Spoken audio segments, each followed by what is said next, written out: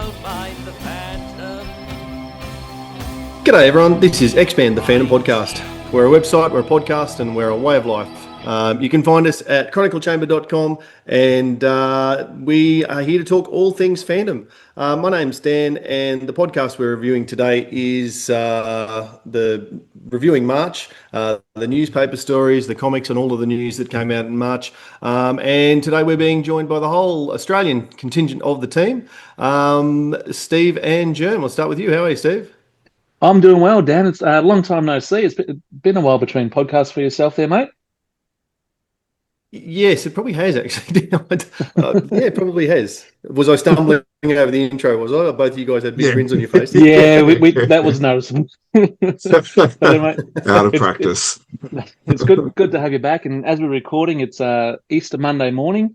And as anyone in Australia know and follows proper football, and we said it before, but it's a big game this arvo with the Mighty Hawks taking on the Geelong Cats, and hopefully the Hawks win. I think I tipped you guys, so as much as it probably pains me, I hope you win as well. But I did prefer it when Hawks sucked because you were a lot quieter. But no, it's good.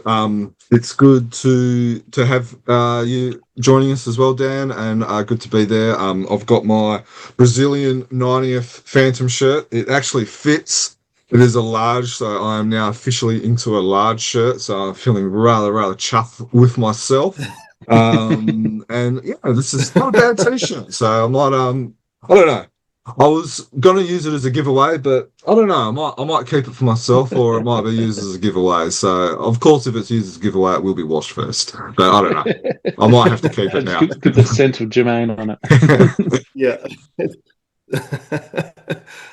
Yes. Well, it's. I mean, that's one definition of fits, Jim. It's quite snug, but. Just because you got a couple of X's on your shirt. Yeah, it has been a while since. Absolutely. Absolutely. Well, it has been a while since I've been on the pod, I suppose. It's been a busy year so far, and that's probably why I stumbled over the way of life, because fandoming hasn't really been a way of life for me much this year, so I'm looking forward to sinking my teeth back in. It was actually interesting, and I'm going to use this to segue into the newspapers, because it was interesting last night when I'm like, okay, we've got the podcast. How far back do I have to go to catch up on the stories? And it was all the way back into January, so I had a good chunk of reading to do last night and this morning. But I really enjoyed it. And if we're talking about Daily 269, the Muckmen of Zumaridi River, I really am really enjoying that story and the way that it has flowed over the last 3 months. So to bring me up to speed, Steve, can you sort of let everybody know where you guys have at last time you talked about it and what's happened since then? Rightio. Well, since we last left the dailies, Dai Luhan has been confined to quarters, much to the chagrin of her bunkmates, who all think it's unfair. Colonel Werribee has been busy reminiscing about the times when he would take matters into his own hands as a patrolman and then wear the wrath of Colonel Weeks back in the day. But now the unknown commander has summoned both Werribee and Dai to his office. Will Dai be let go as she fears, or is something else in order? Well, I thought we were going to finish this story when on our last podcast, Stephen. We were talking about, like next is the epilogue, and we might be able to wrap it up on the next podcast, and it's still going. Still going, absolutely. What were you about to say there, Dan? Oh no, just that it's in an interesting phase at the moment, as you just said, Jermayn, into an epilogue. So the story itself is done, and now we're finding out. I guess it's always. I always find it interesting to see the back workings of the Jungle Patrol and the conversation around the bunkmates and the reference to women being, I guess, still relatively new in the Jungle Patrol. It's been 18 years since the daily story that introduced women, and we've got quite a number of patrol women in the ranks here. Really good to see that. I thought, as much as they're moaning about the unfair treatment of Dai Luhan, they do acknowledge that it's certainly not anything to do with gender or anything like that. Yeah. That's a very solid point.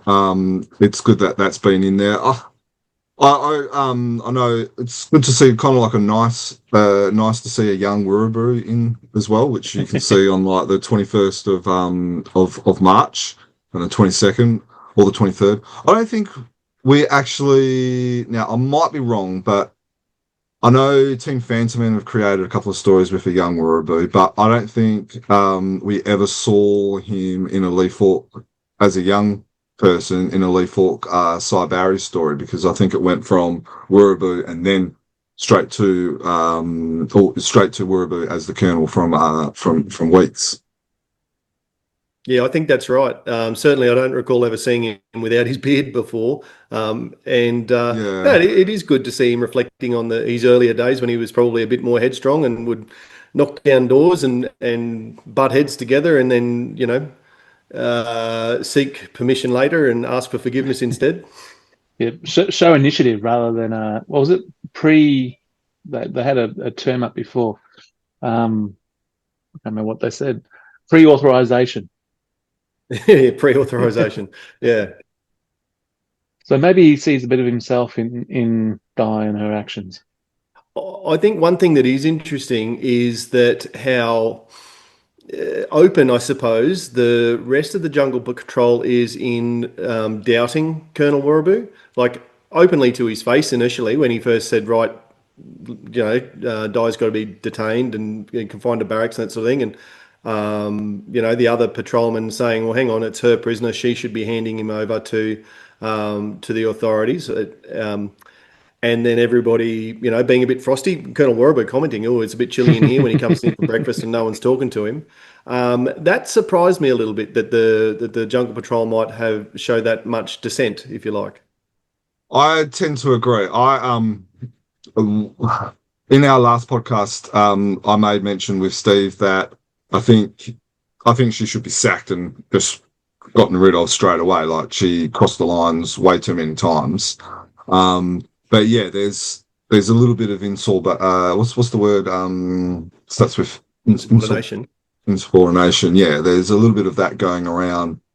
So yeah, I wouldn't be happy with that. But now we're seeing Werribee being the same sort of person back in his youth. There might be a bit of a heavy hand here, but she could be a future colonel.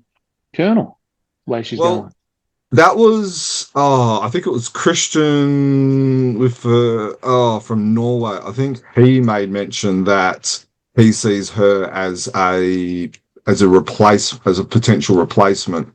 Right. He said that probably back last year sometime. So he might be onto something that, maybe she is being groomed as a replacement, based on her showing similar traits as the Colonel. Personally, I would like to see the younger Weeks as a replacement, purely because, it kind of brings it full back, all circle. But yeah, so I think his mention was maybe Ivory Lana needs a what would you call it, like a base of operations over in. So maybe she might go lead that or something, and the cook and some of the other people that helped rescue could, might become, some of the first, Jungle Patrol people. Put a JP outpost out in Ivory Lana. What about we see on one of the days, I think when they're coming in on the helicopter, there's a smirk by, two of the liberated prisoners. And now we've got the Colonel and Di in meeting with the unknown commander. Do you think they know what's going to happen? Because back when they were smirking, everyone was thinking, "Oh, it's not fair. What's going on here?" But these two think, or at least one of them, seems to know what's going on, and that things might go all right for Dai Lu Han. Yeah. So this is on the 14th of March. If you're on YouTube, you'll be able to see it as we're talking about. If not, go to Comics Kingdom and you'll be able to look at it there. Or the Phantom Trail. There's another website that you can look at the strips and stuff as well. I actually see it a little bit different, that maybe they're actually involved, like with the bad guys, and they're smirking because, they're kind of not getting justice served to them. So that's how I see that smirk. But I yeah. thought they were good guys. I thought Well, they were the ones that helped the cooks, weren't yeah, they? yeah, they are. But maybe maybe there's a bit of a twist. Mm-hmm. So that's as I'm reading it, and I see the smirk. I'm like, maybe Tony's, throwing a bit of a red herring, and these guys are actually the bad guys. See, But I Don't know maybe about that. I didn't think about it enough. Perhaps I just saw that panel that you've got there on the 14th of March and saw that as a bit of satisfaction from the two victors looking at the browbeaten crooks going, yep, we won the day. Especially given that was next is the epilogue. That was sort of the wrap up of the story, and so anyway, I probably didn't think too much more about it than that. look, I reckon I'm wrong, but I wouldn't mind seeing a bit of a twist or something like that. So as we finish up, we're in the unknown commander's office, and I know in the show notes one of you guys made notes of the bust and the bird. I noticed the bust and the bird, and is there seems to be They're very prominent. yeah, and then even in the Sunday story where this was reintroduced as well, it was very prominent as well. So I wonder if there's more going on with these, whether it's this story or in a future story. Yeah, I think that I mean, obviously they're very prominent. They're literally highlighted. It's like there must be a spotlight somewhere in the office that's trained deliberately on the bust. And I wish I could remember off the top of my head who that was, but there is I can't remember either. there is absolutely a story and a reason behind that bust being there. Tony will be filthy that we can't remember, but it really speaks to, I think, the morals and the justice that's to be handed out or overseen from this office, and really is the theme of. So if we could remember who it was and why, that would probably tell us the answer as to what's about to happen next, because I think that really drives the decisions that are made in this room. So before we finish up, wrap up, there's not long. Well, it doesn't feel like there's long to go. Maybe another month at the latest with this story. Where do we think this is going to go? Well, you could be onto something with the Ivory Lana outpost. There might be, some sort of discipline action against Dailu Han, but nothing that she can't get over. And the bad guys are all wrapped up. So do you think so? No twist, just kind of a bit of a wrap up and and we'll see more of her maybe in the future. Yeah. Yeah, I tend to agree. There does need to be some disciplinary action. I mean, Warraboo is right. She disobeyed orders and made life hard for the rest of the Jungle Patrol. It worked out well in the end, and that's fine. But at the end of the day, you can't run a crack organisation allowing dissent in the ranks or any level of insubordination. Again, that's probably why I was surprised that there was even the little commentary from the other troops. So there does need to be, I think, there needs to be some form of Werribee being able to lay the law out and go, right, no, this is the expectation.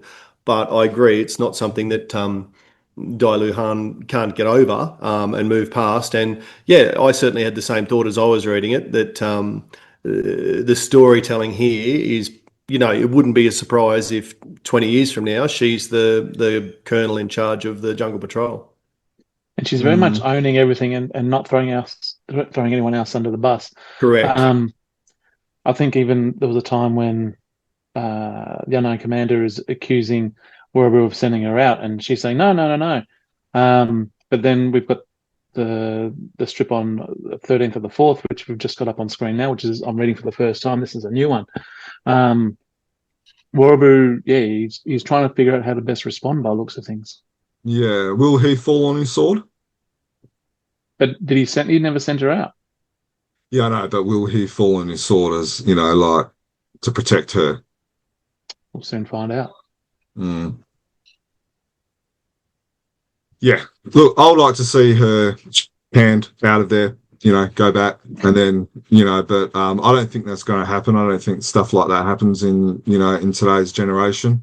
But yeah, I don't know. It's intriguing. I must admit, I really don't know where we're going to go on this. I like that the Phantom is really testing both characters, I guess, with his line of questioning, where he knows that he's not letting on to them that he knows as much as he does, and so he knows what their answers should be. So it's a real test of their integrity, and I've got no doubt that both of them will pass that test with flying colours, which will drive the rest of the story from there. So actually, it reminded me a little bit of work, actually. Being in leadership as well, Dan, and you might have to talk with students and that sort of stuff. Often when I've got a role as Year 7 coordinator this year, often before I get the students in, I already know everything. I've seen it. Absolutely. I've seen the footage. I know what's going on. And you just ask them a question just to see if they're going to be truthful with you or not. Yes. And sometimes they are and sometimes they're not. And the truthfulness of answers really does steer the direction of the discipline after that, doesn't it? Because being able to alter behaviour is a really important thing, and certainly in the world of the Phantom, we know that that sort of integrity and truth telling is so important. Yeah. Yeah, well, there's the old jungle saying, thousand eyes, thousand ears. Mm-hmm. So I was going to say,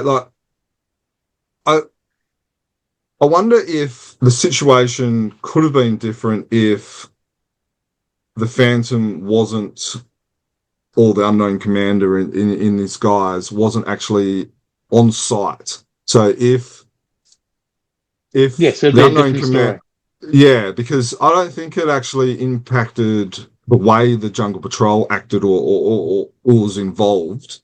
It was actually more of a hindrance towards the Phantom as the unknown commander, because he was trying to wrap it up all on his own, because the unknown commander was there and then the Jungle Patrol came on scene, it became a harder situation for the Phantom or for the unknown commander. So I just wonder if it kind of happened, the Phantom wasn't on site and then he read the report, he probably would have, I wonder if the outcome might have been a little bit different. Yeah, possibly. And I know that you will have spoken about this in the February wrap up, but I actually found that sequence as they were wrapping up there really quite jumpy. There was a couple of times like, oh, did I miss a couple of strips in between here? Because, and I guess that was when the Phantom was going, you know what, I can step back here and I can let Dai Luhan go and wrap this up herself. And the cook's going over here and they're going over there and da-da-da-da. I found that a little bit jumpy in terms of the storytelling. Just I guess because you're getting snippets and scenes from different corners. But the point being, and to connect back to what you've said there, Germ, the Phantom at that point being on the scene did go, okay, I can step back. Dai Luhan can take this. Jungle Patrol will wrap it up. And I think that also will feed into what happens now as far as disciplinary action, because he has seen that, yes, she's quite competent at what she's doing here, and she might be headstrong, but I guess at the end of the day, you've got to ask yourself the question, did the ends justify the means? And possibly here it did. All right. Well, I guess we'll see where that goes. Indeed. All right. So the other story that I caught up on last night, and it turned out that I read this from the very beginning as I caught up on my 2026 Phantoming, is the Sunday story, the 198th Sunday story, entitled quite simply 1536. And for those who came in late, this is an extended version of the origin of the Phantom. So without boring everybody over the last 3 months, Steve, can you sort of wrap up what's happened in the last, just through March? So for the last couple of months, Kit has been lighting the beacons, pining for England, not yet accepting that Bengala is now his home. Over the past few instalments, he has been dreaming, a conversation with his dad, memories of the battle on the Matilda, and a call that he and all his sons must oppose the unseen threat that is on its way. The artwork's great. I think Jeff's really nailed, especially the dream sequences. I really enjoy his the artwork on the dream sequences. While I'm enjoying the look behind the mask, so to speak, like we're seeing the internal struggles and the acceptance of the fact that this is going to become his home, and there's a bigger calling than what he thought he was going to happen. I'm afraid it might be getting a little bit long, and yeah, I don't know. What about you, Dan? You just read it all in one hit last night. How do you feel? I'm really loving it. I'm really enjoying the dream sequences and that sort of thing, as you said, Jermayn, is just fantastic. It's the artwork spectacular. Jeff Weigel again. I can't praise his artwork highly enough. And the whole story, to be honest, I'm really enjoying the look behind the scenes, the way that the band are bringing Kit in. Again, similar to what I just said, I guess around the jumpiness at times. There are certainly things that are happening that we're not seeing. Like he's actually living in and is a part of the Banda village now, as reluctantly as he might be, or as temporary as he might see that. And we haven't seen all of the welcoming in and all of that sort of stuff. But yeah, I'm really enjoying it. I'm looking forward to seeing where it goes. Yeah, I and, mean, we know where it goes, but how it gets there, I suppose. and something we've spoken about in comics before is the time that's going on in comics. So when the story opens, it's January 1536, and that first strip was the February 8th. Actually, this where that's depicted is in the February 8th strip, which was the second week of the story. And for the past 3 weeks, Kit's been having this dream in May 1536. So in real time, it's been 3 months, February through to April. At time of recording, but in comic time, it's been January to May, 5 months. And I think that's the most closely aligned comic versus real time I've ever seen. Mm. But it Yeah, gives there you was also some perspective about the struggle that yeah. he's going through. It's not just a snap decision. This is something that's taking months to deal with. Yeah, and the fact that he's sleeping on the shore probably every single night for that period of time, lighting the candle. It's a very I think a lot of fans probably haven't picked up that, those dates that you made mention, so like, there's the April one. If you're on YouTube, you'll see what we're talking about there, there's April. So a lot of fans might have not picked up on that. But yeah, it does show that this is not that these dreams are happening month after month, week after week, night after night. I don't know what I was expecting from this story when Tony teased it that this is what's going to happen, that we're going to see an expansion of the story, that there might be a little bit of correcting from the 1970s story. We haven't seen that yet, so I think we've still got a couple of months left. There was a subtle mention on, where was it? On the 29th of March, down in this bottom left panel, talking about the legend, the story that the band are believing that he is fulfilling. But from memory, I think this is the first or the only time that we've actually seen that mention so far. So I think whether it's just subtly put in, or whether he's going to kind of pivot and focus on that what would you call it, that calling or fortune or prophecy. It will be interesting to see whether that's still to come or not. There was certainly a conversation between a couple of the band early. It might have been the second or third week, I suppose, second or third Sunday, where they talked between themselves about, this might be the man who's supposed to come from the sea. Then you're right, there's this reference, and I liked the fact that the ghost of his dad in his dream is saying, and so do they think that you are this man who's supposed to have come from the sea? So it's moving in that direction. I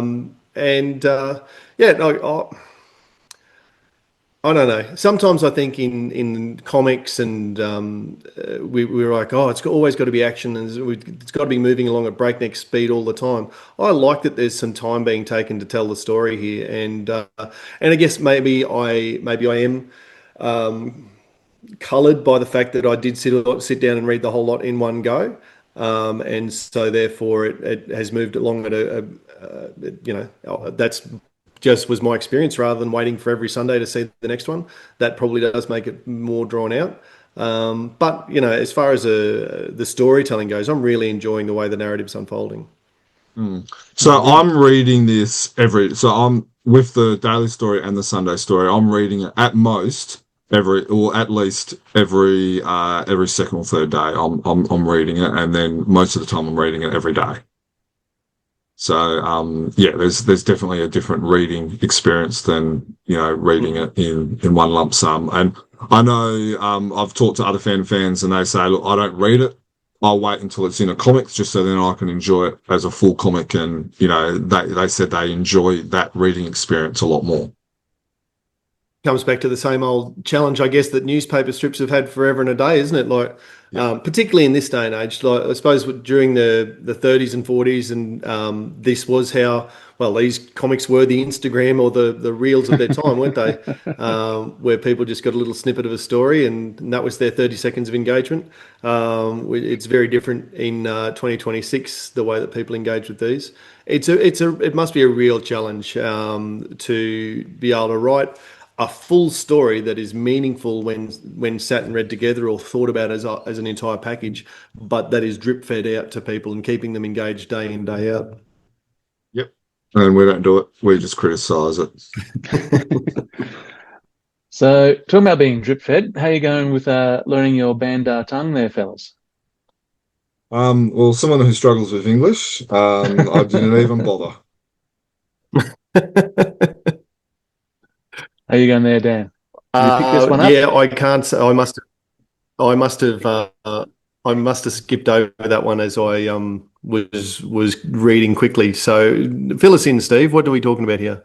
Well, I went and checked my emails, my personal emails rather than my work emails a little bit ago, and I saw that there was one there from Tony to us, and he's asking us if we can understand what a certain word means in Bandar Moyo. And I don't think any of us really saw it, because none of us replied. Then he sends back another one, said, "Oh, you're too chicken to make a guess on Bandar Moyo." I thought, hang on, I haven't even seen what you're talking about here. But he says, Is it like mother? Well, I would thought something like that. So my response, and he does say that we'll get the answer in the May 3rd strip. So we're nearly a month away from that.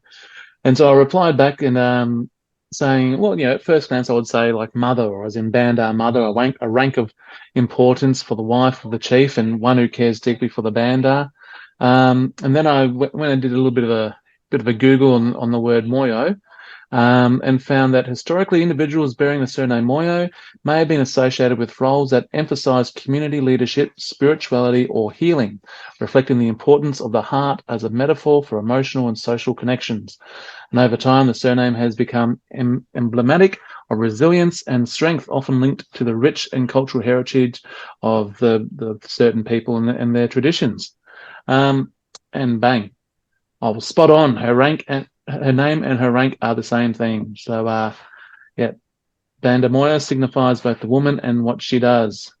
So could that be nice little feather in my cap? Could that be Garan's last name, if he was to have a last name? Oh, does the word Garan actually mean something? Or maybe it doesn't, because it was made by Falk, was just a name. But maybe Garan Moyo. Yeah, maybe, because like you said, it's become a bit of like a surname, a last name, which, as we try and westernise everyone, which us white fellas try and do. So, yeah, maybe, I don't know, maybe that's the lineage or something. All right, so if we're looking at comics, we'll start with Australia, as we usually do. Now, I know that you guys might have gone on a bit of a tear about Frew on one of the more recent podcasts. That was Germ. I'm just going to point out that was Germ. My comics have been arriving on time now. Right. Well, I must say I had one comic that arrived on time, and then 2019 still hasn't arrived. Either. So I don't know about you guys, but I think it was 2018 arrived on time. 2017 arrived about a week and a half late, and then like a couple of days later I got 2018, and then I had to go buy my 2019. So a real mixed bag from Frew. So still not happy. Still think they can improve a lot.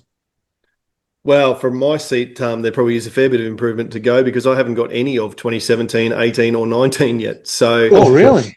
yeah, so which I That's- didn't really pick up on until I sat down over the weekend to read them. And I'm like, hang on, I think the most recent comic I've received is the annual, actually. So I don't know, maybe my subscription's expired, but I haven't. They haven't let me know that. Usually there was that slip of paper that used to come in the envelope to say, hey, you've got one or two issues left before your subscription ends. Yeah. So I hope that's not the case. Anyway, that's on me. I need to get in touch with them. I haven't done that. So long story short, I've only been able to read these via the PDFs that you shared, Germ. So thank you very much for doing that. Let's start with Frew 2017, The Secret of Polymos, with the cover by Jason Paulos. Do you want to talk us through this one, Steve? Okay, so The Secret of Polymos by Don Avenel and Cesar Spadari. The retired Captain Weeks returns to the Jungle Patrol seeking help from the unknown commander. His daughter Caroline is missing on the Greek island of Polymos, and only the unknown commander can be trusted to find her. Upon reaching the island, the unknown commander stumbles across some mysterious people, one playing the panpipes, the other a hermit who lives by himself on Polymos. Will the unknown commander find Caroline, or will island mysteries of mythic proportions turn our hero's heart to stone? I struggle with this story. In what way, Jim? Oh, look, I know the whole, what would you call it? The whole Greek mythology appeals to some. I know my daughter really, is going through that phase at the moment as well. But I don't know. And this is actually one of Cesar Spadera's favourite stories that he ever created as well. And it was one of the few stories that was never republished by Jim Shepard. I have criticised Jim Shepard and some of his decisions in the past, but I would have to agree with Jim that this didn't need to be published. Oh, why so? I didn't enjoy it. I struggled with it. I struggled with the whole supernatural. Is it a dream? Is it not a dream? The whole stones. Look, in my opinion, this is just my opinion, we could do without these type of stories in my Phantom comic. Oh, yeah. What about you, Dan? I don't think you're usually on the supernatural side either, are you? No, I'm not. And certainly this isn't going to go down as my favourite story of the year. And when it does arrive, I'll probably flick through it because I do enjoy the artwork. I'm probably not going to read it again as such. Because I'm probably on the same page there as Germ in terms of these are not my favourite sort of stories. I enjoy some Greek mythology, but I don't need it to be woven into my Phantom stories. I would still publish it because I think there's value. Someone's put the work in to create this, and there's clearly a market for these types of stories because they certainly keep coming. So there will be people who really enjoy this, and perhaps it's more for a Scandinavian audience or a European audience who have got that mythology more embedded in their psyche, so to speak. But not a story that I'm going to go back and read again. Like, would this story, there's a Greek publisher at the moment that's been publishing some Phantom comics. Would this story appeal to that audience? Maybe. I think you raise a very good point that, that you have to be able to slightly modify slightly have different genres, different types of stories for a different audience. I'm not that audience. I would also take to task about your point about just because someone created the story doesn't mean it has to be published. There's been some real rubbish that's been created. And as I don't think that just because it was being created, it has to be published. But I will agree with you that maybe, it would, just because I didn't enjoy it doesn't mean that there's other fans that didn't enjoy it. So I will take that on board. And hopefully you're not saying that this is rubbish, because as you're flicking through it, the artwork is phenomenal. Yes. And you can And tell that, you can see why Cesar Spadera really enjoyed this, because there's some weird and wacky type of things that would, be really enjoyable to draw rather than just the normal Phantom stories, because I'm sure they can get monotonous at times where getting this, it's like, oh, I get to do a bit of, Greek mythology instead of just Phantom and jungle and a guy running around in skin tight. So you can tell that he really enjoyed it, and I can see why this was one of his most favourite stories that he ever created. Certainly, and in amongst all of that, his depiction of the fandom is still, one of the better ones that we like. Well, we're on the record in the podcast as I'm not going to put word in your mouths, but I certainly like this more athletic, certainly strong, but athletic and live Phantom. He's certainly still true to form in terms of the depiction of the Phantom himself. Steve, what about you? Where do you sit with this one? I enjoy the story. I always like these breakaways from the norm, and like a little bit of supernatural every now and then. Not every single story, but as a break up from the jungle or from walking the streets of Momotan as an ordinary man. Send him out to some mysterious island, and all of a sudden that's where all the Greek gods have gone to live, banished from modern society. They're all just jam packed on one little island. So there's no explanation about was it a dream, or was there some gases in the air or whatever. It's taken as fact that there was Pan, and there was Zeus, and there was Medusa, and why not? It's a comic. Have some fun. Yeah. No, that's fine. Three things I want to raise before we talk about the cover and some of the other stuff. Just little tidbits which I think fans may enjoy. So if you're going on page 3, if you're on YouTube, you'll see what we're talking about. If you're listening to it, page 3 on the comic, underneath the Phantom on the up near the top, you'll see little CS-2. That's just a little reference that this is the second story that Cesar Spadera ever drew. So it's just a little note. This was pointed out by Jean, his stepson, that he pointed that out. So some fans may enjoy that. I always find this a little bit interesting.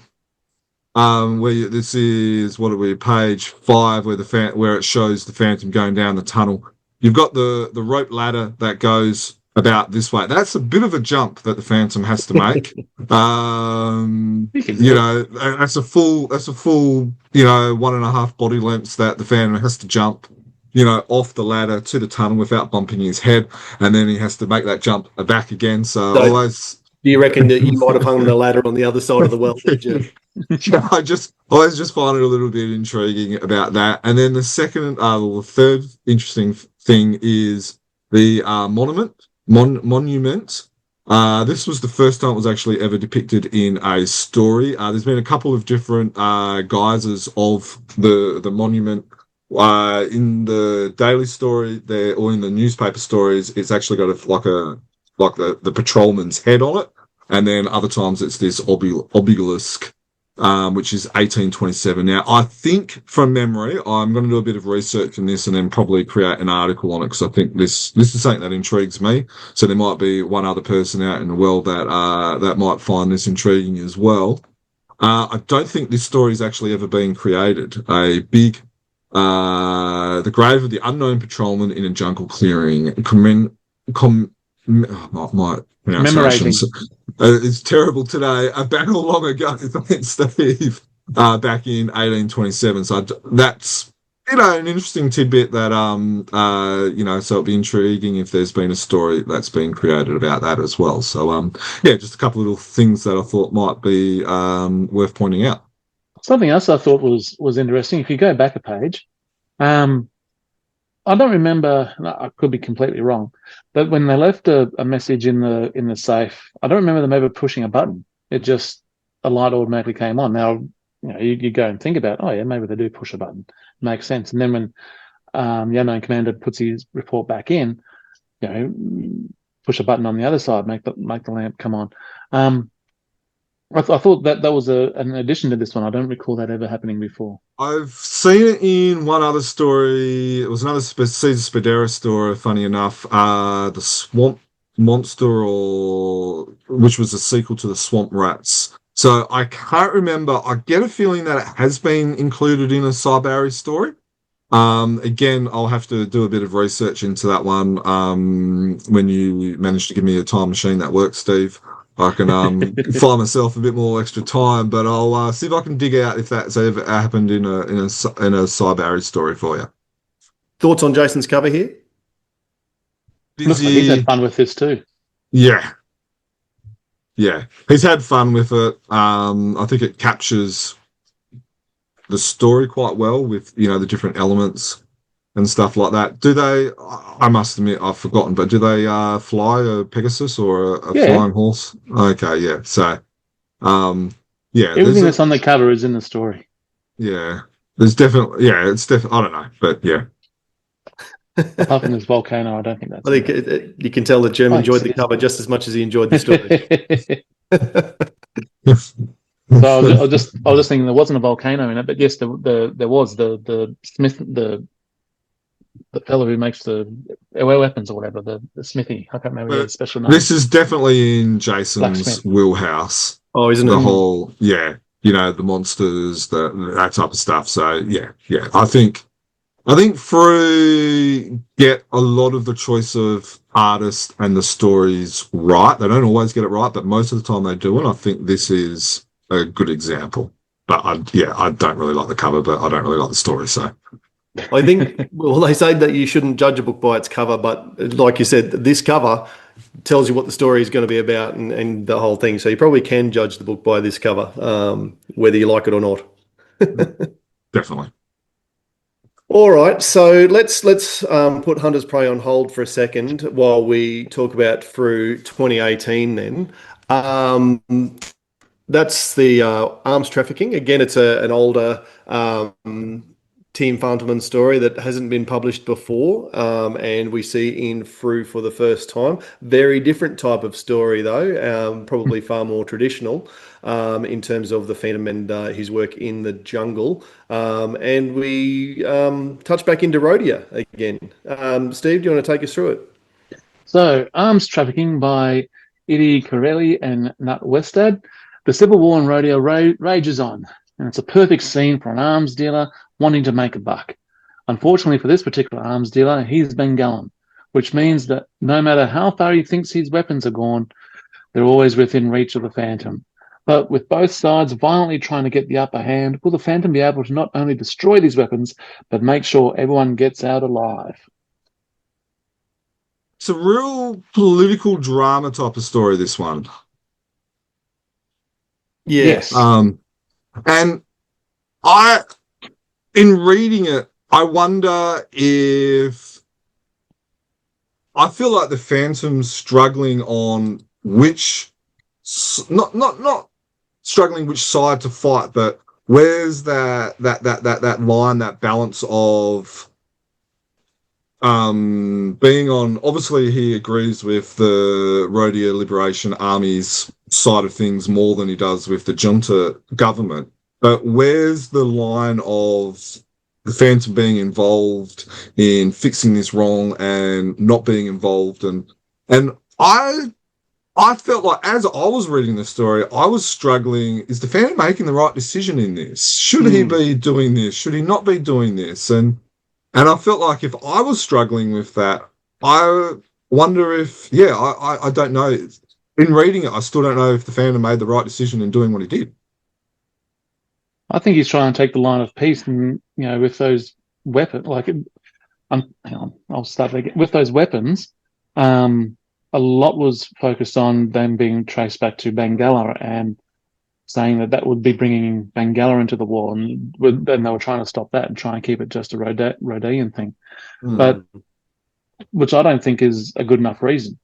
I'd be much more invested in the story if he's trying to get rid of these weapons, these bombs, these planes, whatever else. If it's more encourage peaceful dialogue and a way of working this out between the two sides, rather than just trying not to get Bengala involved. That's the part that I struggled with in the story. Yeah, I'm glad I'm not the only one who kind of struggled with that. It was really interesting because the Phantom almost needs to beat up on everybody in this, on both sides. Take everyone out. Yeah, you're all wrong, which is, fair. You've got this dictatorial government that needs overthrowing, but the people who are doing the overthrowing, are potentially bringing another nation into the war. I think it could be ripped from today's headlines, couldn't it? And Very there topical. is no sort of right answer in that sense, other than, hey, everybody stop fighting, let's not use these weapons, and let's talk it through and hopefully have a diplomatic solution. But it's a real horns of a dilemma that the Phantom's in here. So I read it and I'm like, I don't know if I don't really know where I sit on it, or I was kind of confused by the time I got to it. I was actually wondering if that aid of Lamanda's was a good guy or bad guy, whether he's going to actually, but then he turned out to be fine, like neutral. Like, it's an intriguing dilemma at the end of the story where it's like, has the Phantom made the right decision? Has anything ever happened or been resolved? And I don't know. I really am confused. And he actually seems to be saying that the fella who actually nicked the plane did the right thing. He's bombed the dictator's place, and then he's gone and crashed the plane so it can't be traced back to Bengala. That was the right thing to do. I know. It seems a bit weird for me. Yeah. Is it a bit of I don't know, bit of Sophie's Choice going on? I don't know. It's confusing. But I think that's okay. I think it's okay to have, because that's life. We're blessed that we don't have to make these type of decisions. We can live, peacefully in the suburbs and stuff like that, where we don't have to make these decisions, these split decisions, these type of decisions that can change millions of people's lives. And so I think, yeah, and it's interesting, isn't it? Because in comics especially, but a lot of storytelling, but especially in comics, there's a good side and a bad side. And that's just how, we very much have the stories. And the Phantom's always on the side of good. And what he does is for the good guys, and he beats up on the bad guys. And usually it's a happy ever ending. And I really like the way, Steve, you write these blurbs for the stories, and always leave it on a cliffhanger. But the answer is always, and then the Phantom wins. Or, can the Phantom do this? Yes, he can. Will the Phantom save everybody? Yes, he will. So, but this but plays how in the does he do it? Sorry? But how does he do it? That's the part that gets you in. But this story is very much in the grey, which I guess is far more real world, isn't it? So at the end of the day, in this story, is if Bengala has not been dragged into the war, then I guess that's the win. And meanwhile, Rhodia is still going to beat up on itself. Yeah. So, quick question. This story was first created back in the 1981. Obviously, 1981 was a different world. South Africa and their apartheid regime was still around. Rhodia was not liberated back then. Rhodia's now been liberated. South Africa has now changed its political relationship, political agenda, whatever words you want to use for that as well. Would this story be better if there was maybe a Jim Shepard style little article kind of reminding people that, that we have seen newer stories where this Rhodia situation has been sorted? It's a story that was created back in the 1980s, and this is what those stories will look like.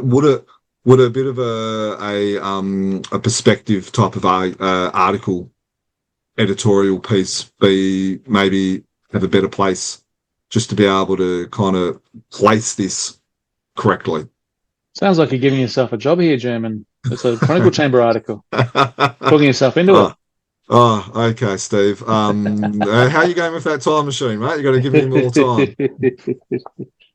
Certainly, I understand what you're saying there, Germ. The context of the story is really important. And actually, whenever I see that it's a Team Fanteman story, the first thing I do is look at the bottom of page 1 to see when it was first published. I do the same thing. And whether it's, yeah. So when, open the document up on this one, just go straight to the bottom. Okay, 1981. And so that, I put myself in that perspective. I think you're right. It would be useful. It didn't come through on the scan. Was there a message from the publisher in this story? There was, but it wasn't. It didn't come. There was a little bit, but you're looking at maybe half of the message from the publisher was about this type of story, and then the other half talked about the cover and also Nut Westad's art style, which I do want to raise as well before we move on. But so, yeah. So certainly a bit more information. It probably helps a lot of readers put it into context. Yep. I did Dudley enjoy... probably needs that time machine too.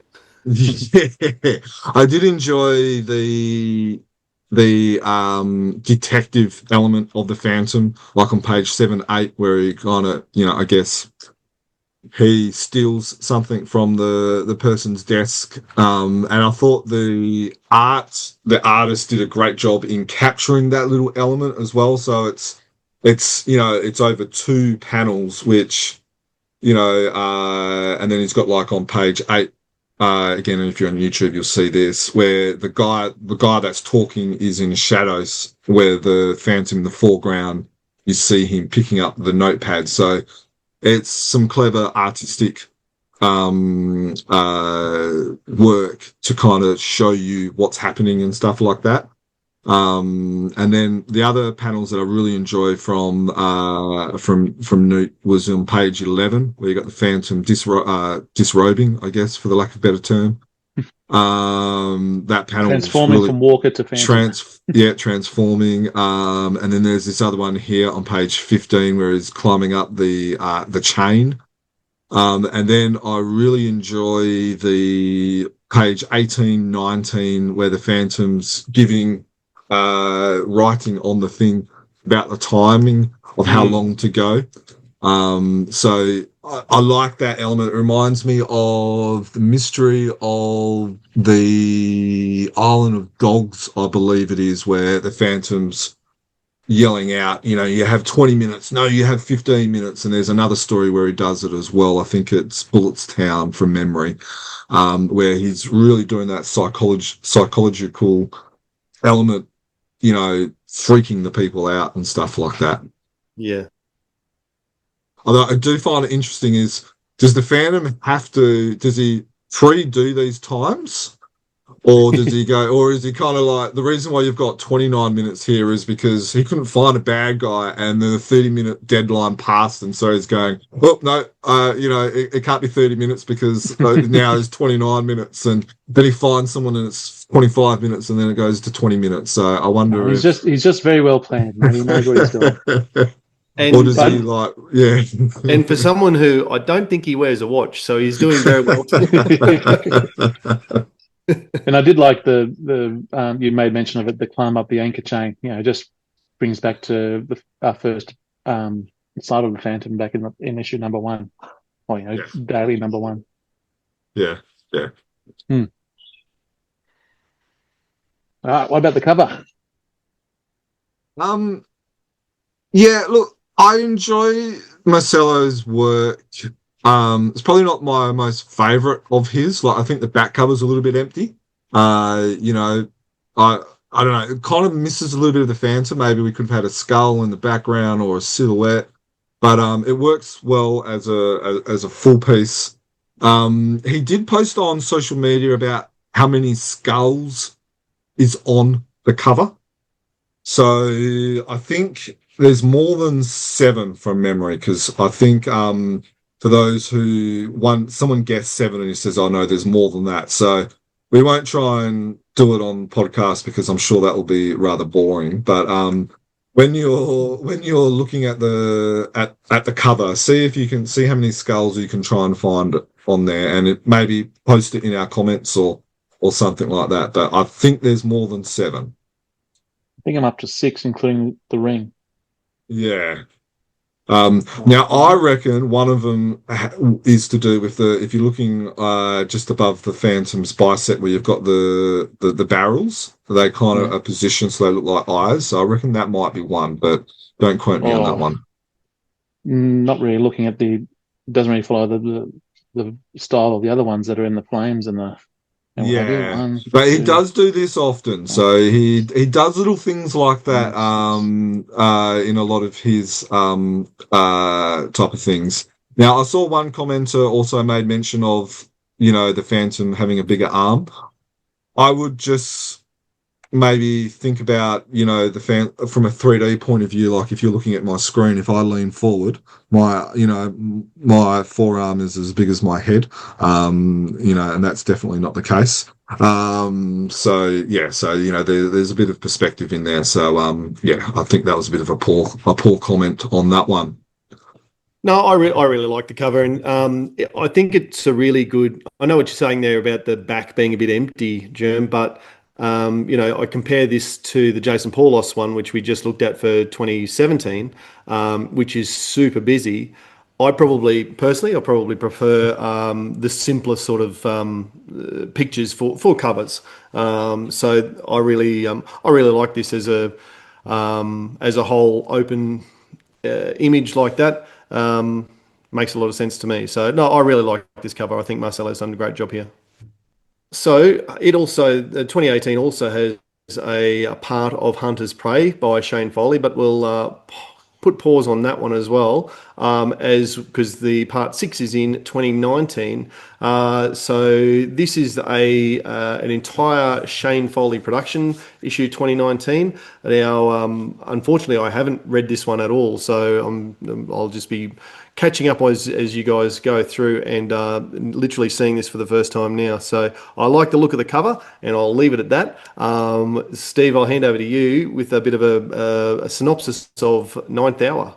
So the cover, like you said, cover is by Shane Foley. The story is written and drawn by Shane Foley as well. So we open with the Ninth Phantom talking with his son, sharing a story of how the boy's father toppled the idol Zal, sending the Eastern Dark into disarray and finally putting an end to their human sacrifices.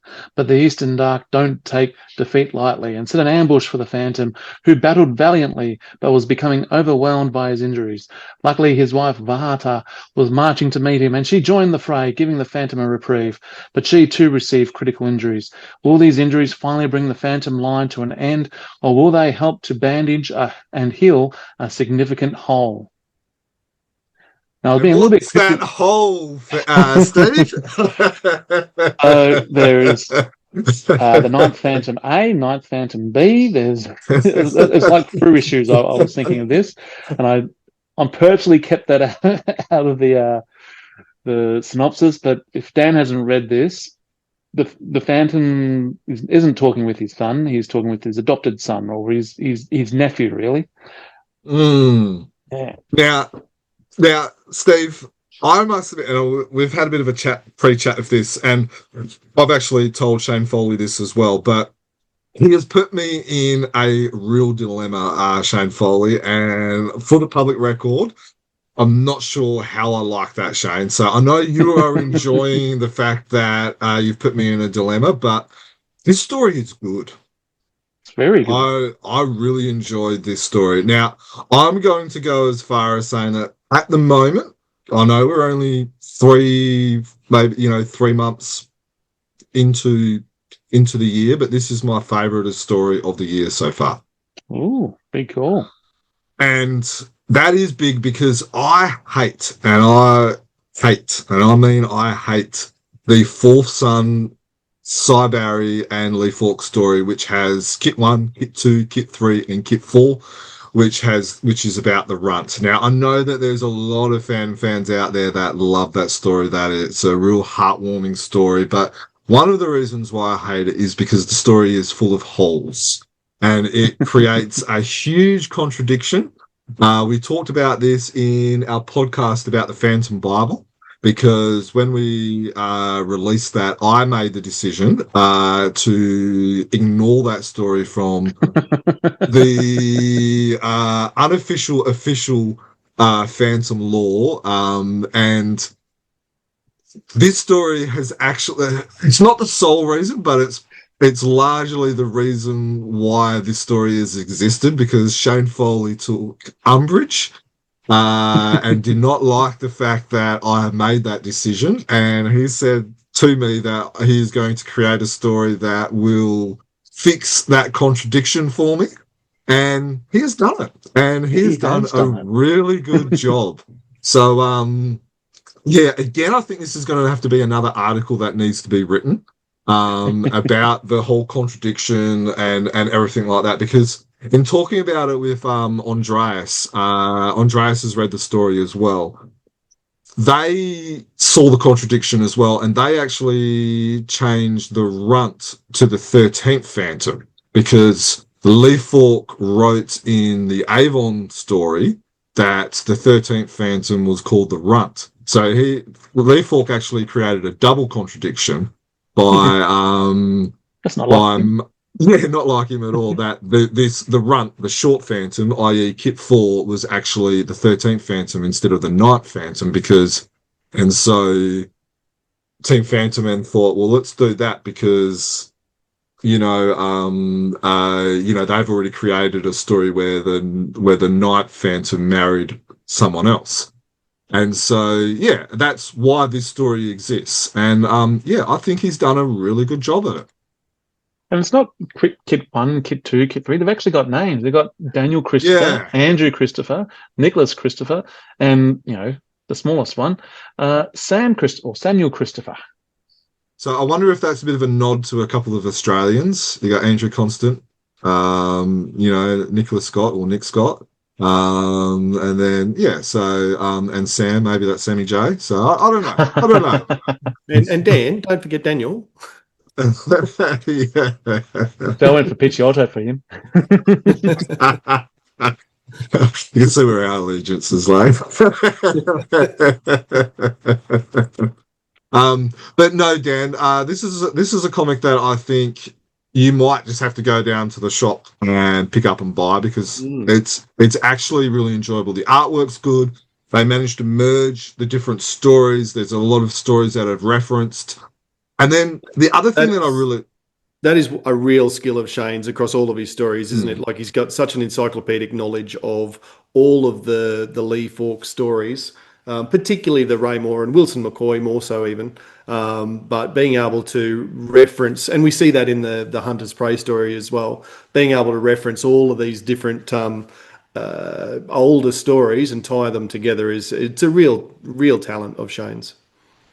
The thing that I like that he's done in this story is it doesn't feel forced. I feel like, so Shane, but I feel like sometimes it can feel a little bit too forced, where this makes sense. Like, there is a story of the 9th Phantom doing this already by Lee Falk, and of course they're going to be angry. Of course they're not just going to meekly say, oh yeah, we give up. Why would they give up? And they're going to retaliate. And you've got Vada, who is a warrior. So, of course, you're going to see her join the fray and fight. And, that is natural for her to do. She's been, as you see in the Cy Barry Lee Falk story, is she's been trained to fight. She's been, she is a warrior. She's probably as good, if not better, than the Phantom. So she's not going to just sit on by and, play the doting wife at home. She's going to have itchy feet. She's going to be wanting to get out there and, fight and stuff like that. So, and it's a very Phantom thing, 2 arrows in the back, which is ironic. Maybe it's ironic, maybe it's not, but that's actually how their dad died as well, which is a little bit of a twist of fate. If you remember going back to that story, is the dad died by having being shot in the back as well. So there's a full circle there as well. So there's just, I don't know, it makes sense. So, I'm going to have to edit the Phantom Bible Shane, you've done a great job in piecing these horrible contradictions, and I would like to see this story given the kudos that I think it deserves. One thing that and just as you're scrolling through, I'm just looking at the art, not reading the story at the moment. The one thing that Shane does that I enjoy to a point, but I find, particularly over the longer stories, just not using panels. It's like a montage. Every page is a montage. I find that a little bit tricky to follow sometimes, and maybe I like the times where comic artists in particular step outside the standard panels, but I think mostly I like my comics in boxes. Is what I'm learning as I scan through Shane's work here. But he does. He'll have entire pages where there's no panel lines at all. That's a good example. Page 14 is a good example. But I guess your eye does flow around the page pretty well. But there's 12, 13. Yeah. I must admit, I actually like it.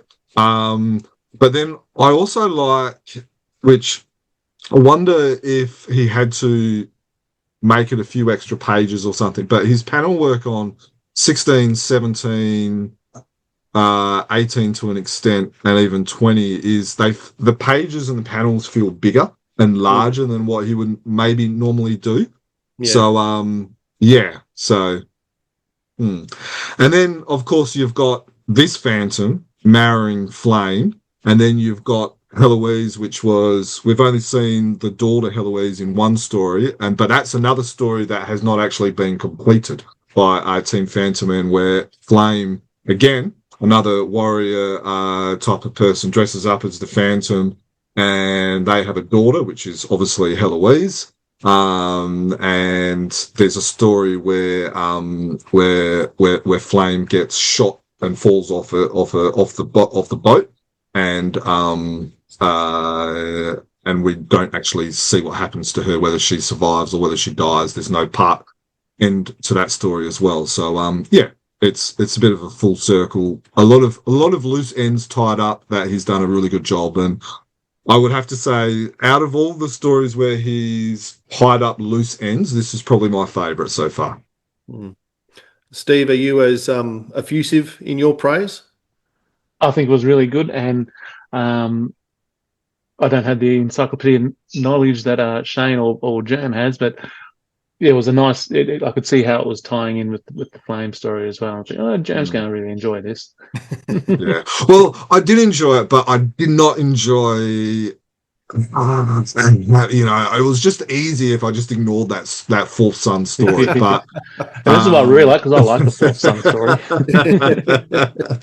Well, yeah, and a peek behind the curtain, which we discussed it in the Phantom Bible podcast. It was a bit of a bone of what's the saying? Detention. And we went backwards and forwards, and there was probably maybe 10 of us that that we all had to kind of put in our 2 cents and go, can we ignore it? And some people say, but I really like the story, and I'm going, yeah, but it doesn't actually add anything. It makes everything harder. It contradicts it, and it was probably about 2-3 weeks that we went backwards and forwards, and and then I think some of you are actually like, yeah, no, I think you're right. I think we're going to have to just ignore the story. Which I know some of you did not like having to admit, but maybe this is what you should have done. You should have created a story. So well done, Shane. Well done, Shane. Very good. All right. Well, let's move on and talk about the 3 parts of Hunter's Prey that have come through this sequence of Frew comics. So 4, 5, and 6. Now, obviously, I haven't read part 6. Part 6 does wrap it up and finish the story. Is that correct?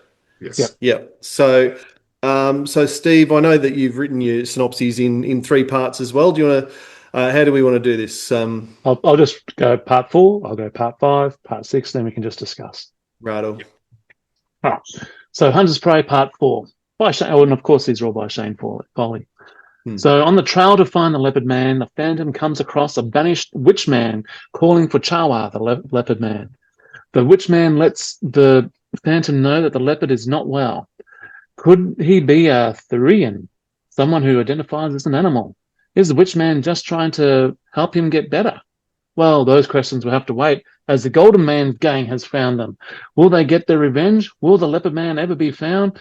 If only the Phantom could get a mysterious tip-off, maybe then this leopard will be collared.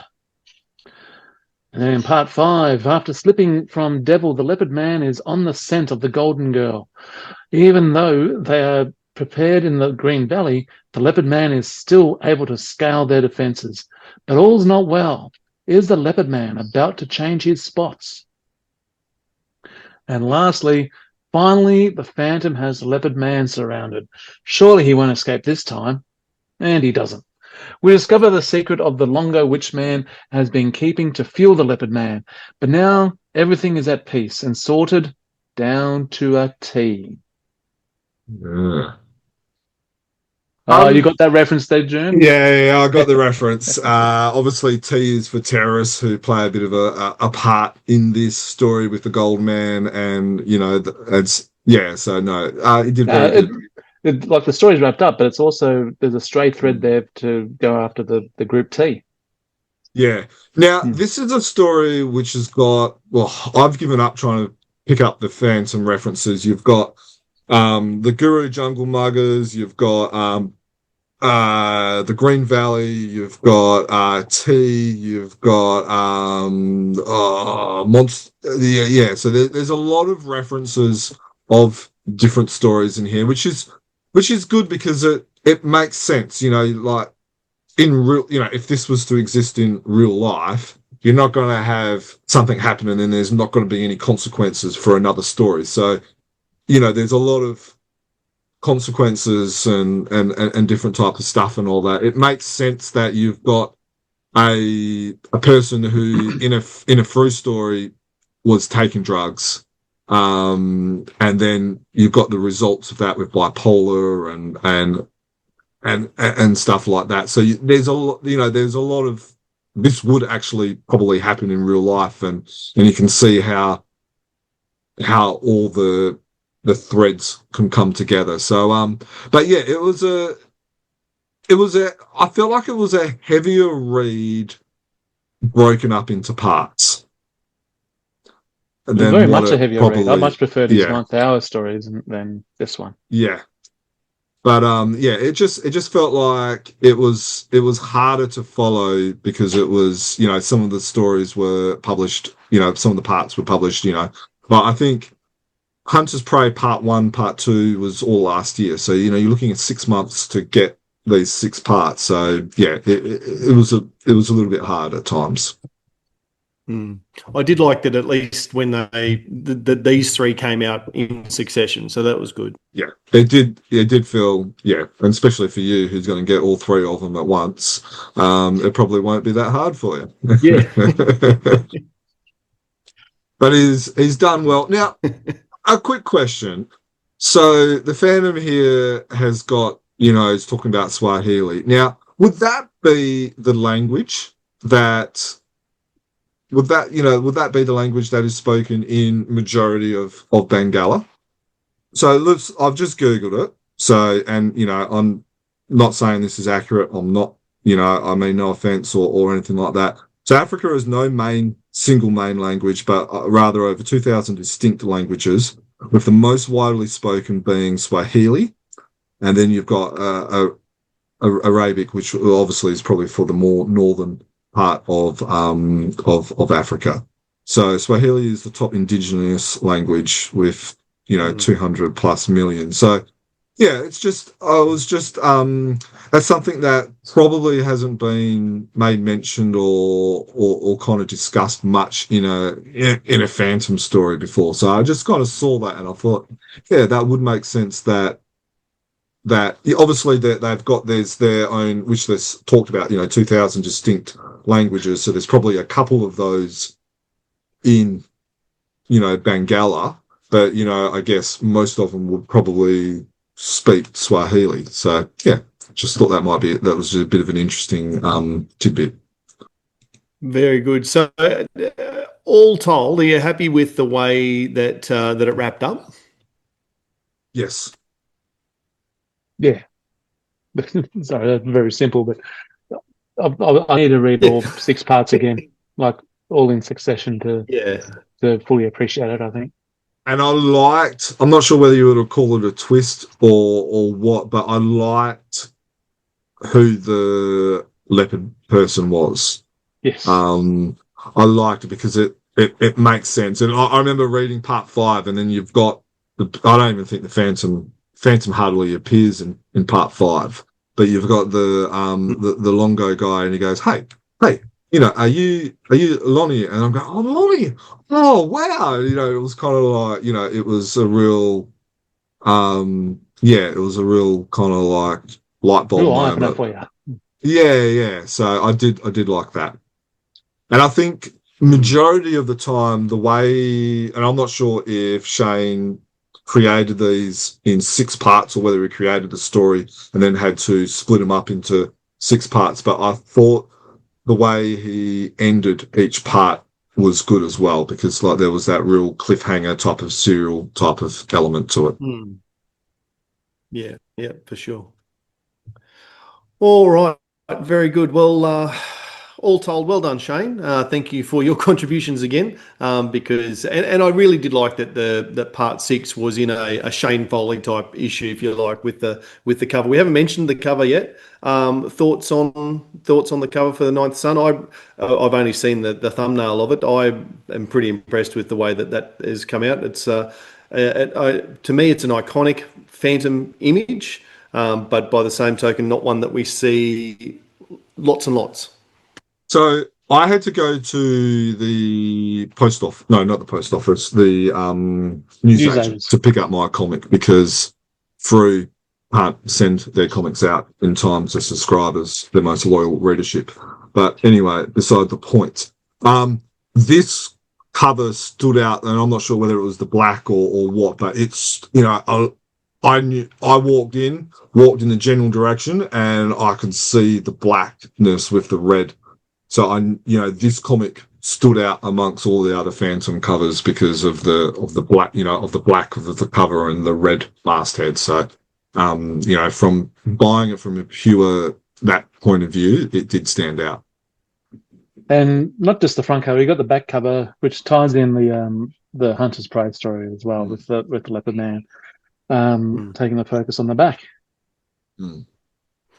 Yeah, so I'm pleased for Shane that he was able to have his concluded in that way, bring Hunter's Prey into as I say, a Shane Foley issue, if you like. All right, let's keep moving because 3 comics and it's taken us an hour and a half. It takes us longer to talk about these things than it does to read them. Let's zip over to Germany, get a review from Christian about what's been going on in Germany. We are still chasing fans in Sweden, France or Brazil to help out by reviewing comics from those countries. So if you're keen on that, please get in touch and let us know. But we'll cross now to Christian. Today we have Zauberstiern number 23,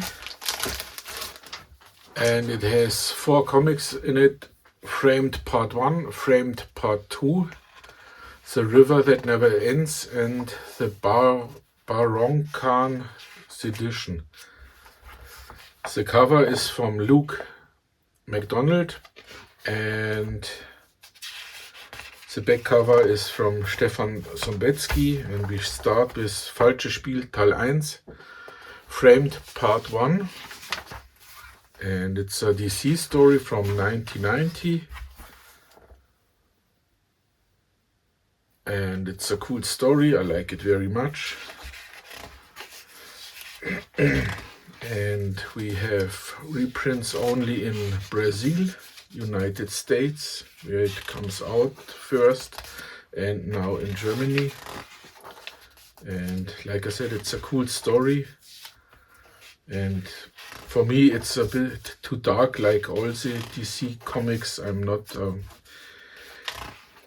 friend of the DC comics, but the story is cool, some advertising. Then we have Die Hochzeit, am Ende ist alles Liebe, Framed Part 2. And it continues the 1990 DC story. some look at the art, and also this is the third country that gets the story, and we have the cover art, some fan post, a nice poster in the middle which you can pull out and don't ruin the comic page, some advertising, and we have the wedding from the Phantom. And also one page where the Phantom kisses Diana. And we have Der Fluss der verlorenen Seelen, the river that never ends. It's a 1970 Charlton story from Nes Arneson and Jim Aparo. And we have reprints in Brazil, Canada, Denmark, France, Germany, India, Italia, Thailand, United States, and West Germany. And West Germany, I must show you the Bastei comic number 97 from, I think, 1978. And the first page. And we have another page here. Bastei comic always painted Phantom red. I like it very much. I grew up with this. And we continue the story here. It's also a very nice story. The art is great for the old stuff, and we have one comic more, Aufruhr in Baron Khan. The Baron Khan's edition, it's the 244th daily story from Tony DePaul and Paul Ryan, and with Mike Manley also in it. And we have reprints in Australia, the Bahamas, India, Jamaica, Mexico, Norway, the Philippines, El Salvador, Spain, Sweden, and the United States. And it's the daily story from 2016. So we are 10 years apart, but also a very nice story. I love it to read. The paper and the printing quality from Zauberstern is always very, very great. And that's it. The next Zauberstern magazine comes out in April this year. Some advertising and the all-known back cover. Thanks for watching, and all right, thank you very much for that. So, having reviewed all of the comics from around the world that we can through March, let's have a look at the news. And the first bit of news, or something that's been exciting in the chat recently, Steve, has been your visit to the Art of Play studios, and you've got a bit of a video game update for us. Yeah, so I went and met up with Ash from Art of Play just the other day down in Melbourne. And yeah, through our conversations, he's already put 60 hours worth of work into the latest update for the Phantom video game. In the next couple of weeks, it'll be launched, but there's still a fair bit to go. He ran through the list with me when we were talking, and I think it was very much the same thing as we spoke about on the last Comics and News podcast.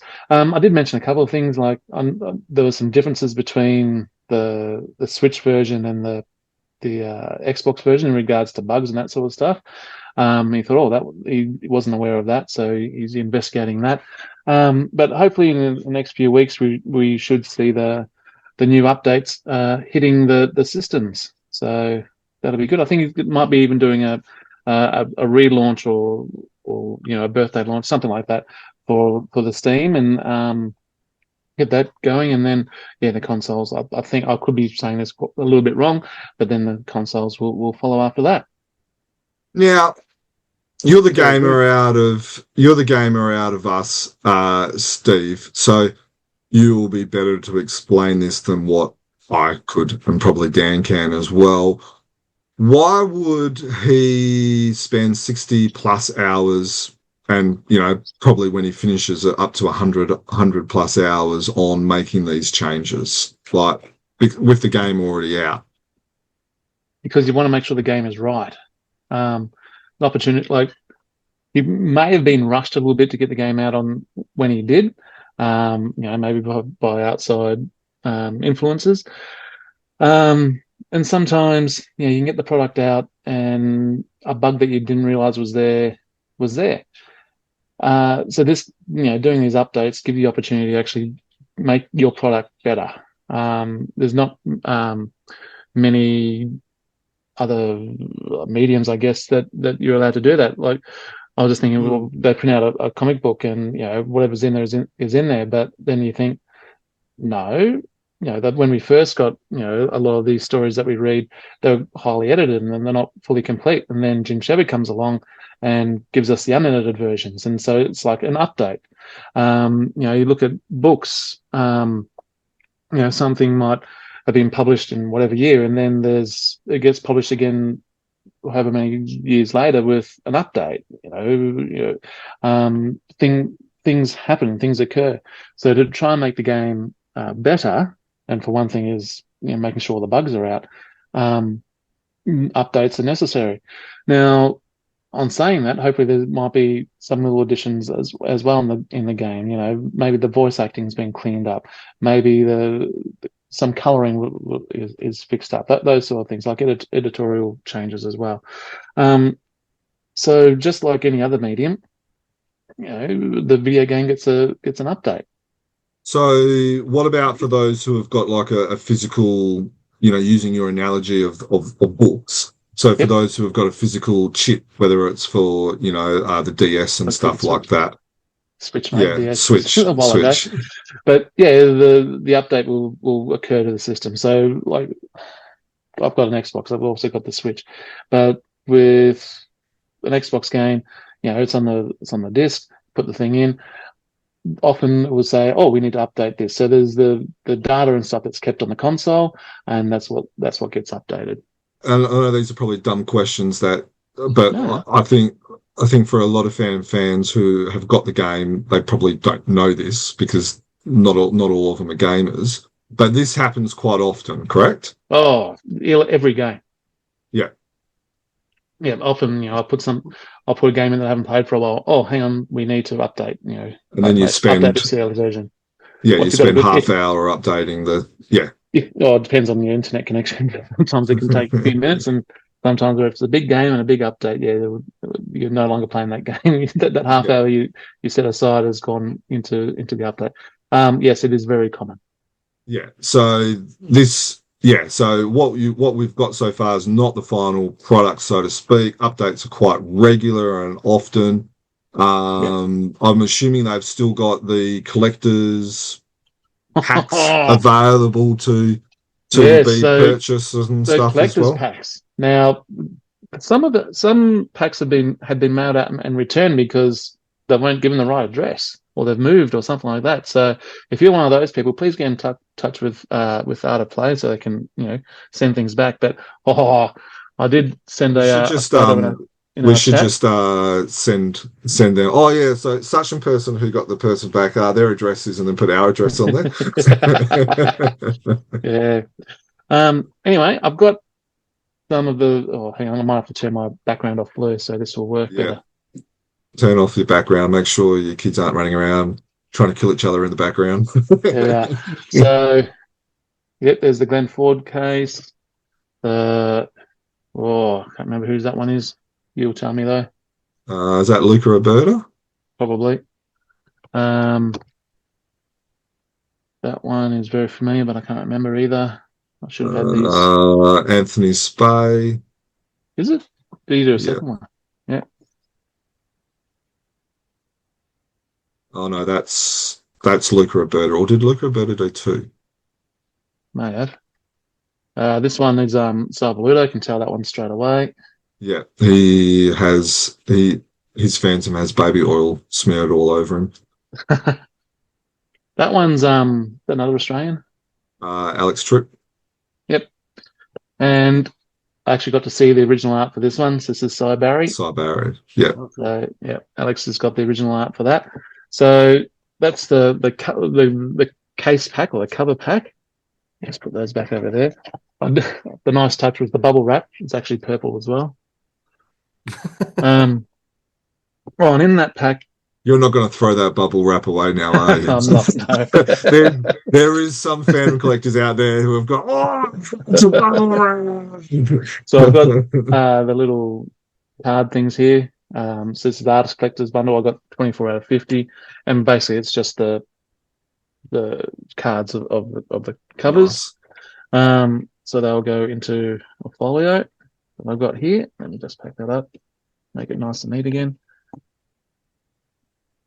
But this thing, I'll really like this thing. This is pretty cool.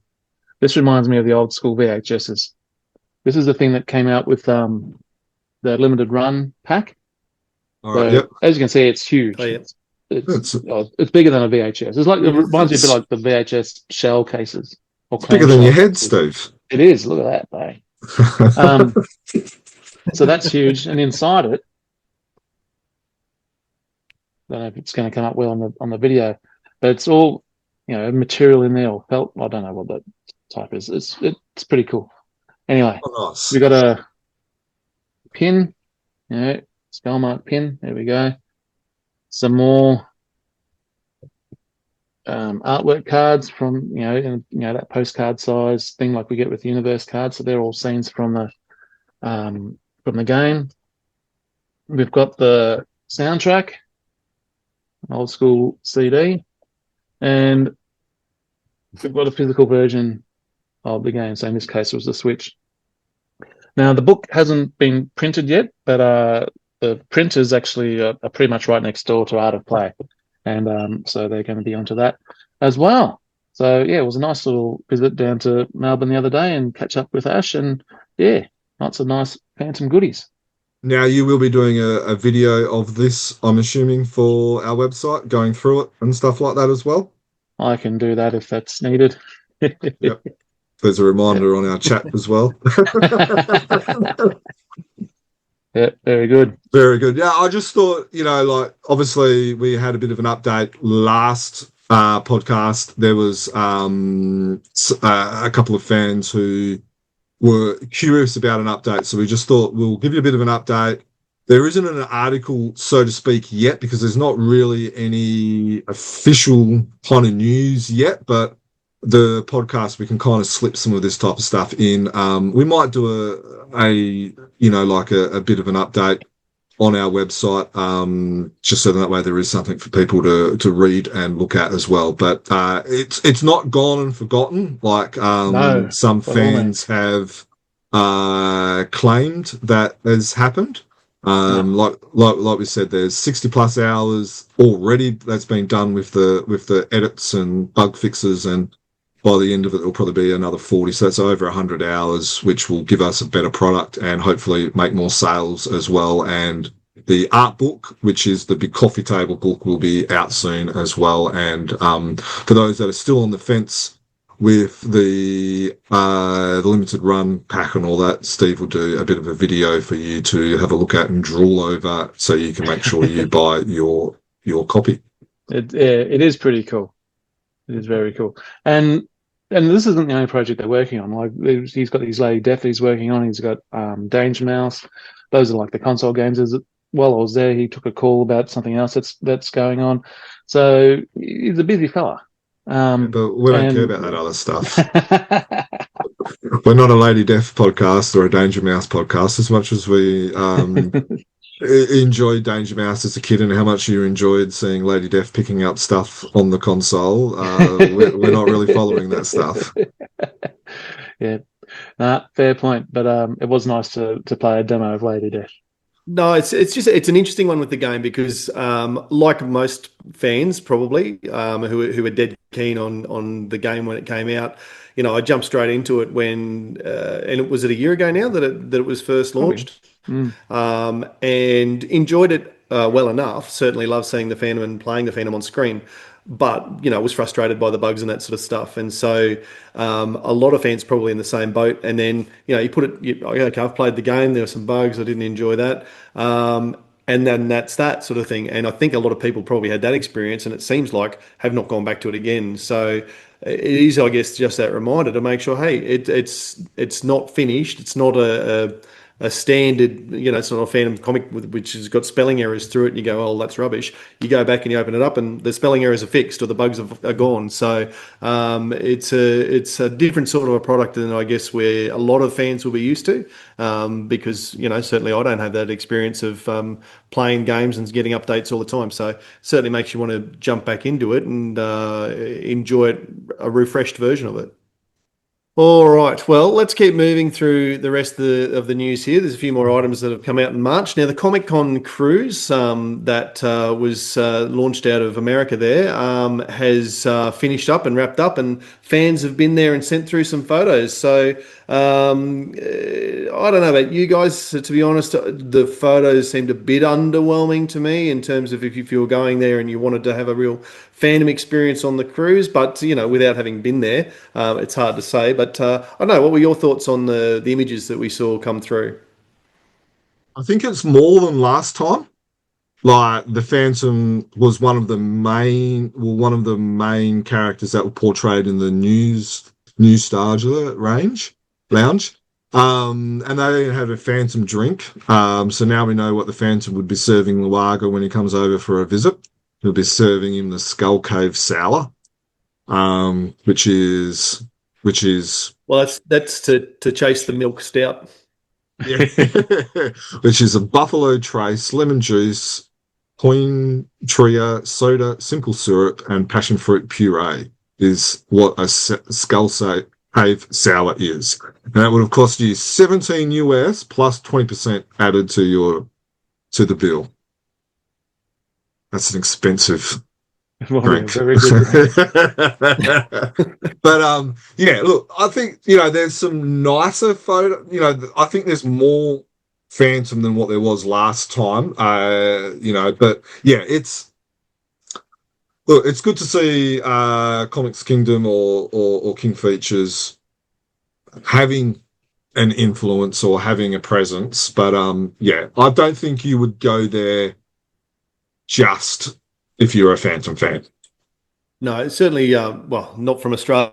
It's a fair trip to get over there, and yeah, there's probably better ways to spend your Phantom excursion money than try to get to that cruise, I suspect.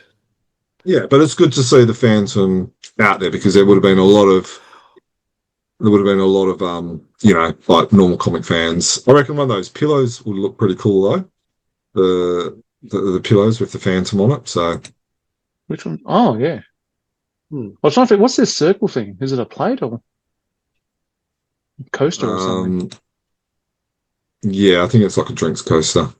And it's quite a nice little way of implementing old classic with the new style guide. And then even behind that, you've got the old Cybari Sunday panel as well. So I think there's a nice balance between the classic look and then also with a little bit of the new style guide implemented in there as well. So I think the guys at King Features have towed that balance quite well.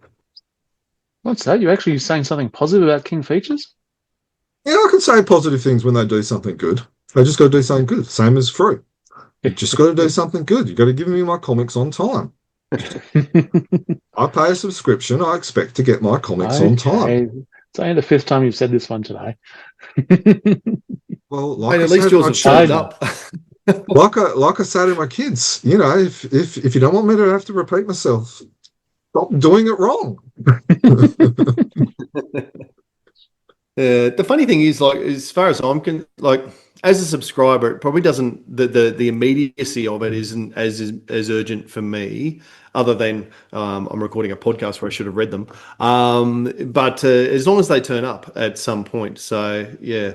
Well, I will have this to is follow this is anyway. something that I made when Jim was on, when Jim was around, you would get your fruit issues at least a week before, and sometimes you even get it a whole issue before as a subscriber. And I have raised this with Dudley, and Dudley has said that subscribers should be getting their issues before it comes out in shops. Anyway, we could bang on about that. That's a whole podcast. Let's move on. The next news item that we want to talk about is a new Phantom mug that's been released out of India. The Reed Bengali Books company, based out of Kolkata, has released a Phantom mug. I really like the look of this, and certainly the price point is excellent. However, it's difficult to get, I suppose. Yeah, it's released in India. So you need to get, someone from India to be able to buy it for you and then ship it over. But, to be honest, I wouldn't be surprised to see this in a Frew shop in a period of time, in a couple of months. It will probably cost you more than what it does over there. You'll probably have to put an extra zero on the end of it. When I looked at it first, it reminded me of an old Monkeys of the Melbourne mug. Yeah, and I love those mugs. Yeah. That's why they are anywhere between $50 to $100 per mug if you want to buy them these days. Yeah, indeed. All right, so certainly chase that one up if you can, or hope that the owners at Frew have good contacts and can send them across, get them across. Hopefully not with the extra zero, but probably. All right, moving on. Mad Cave Studios have got an update about what's going on for them, and it's to do with the Red Dragons.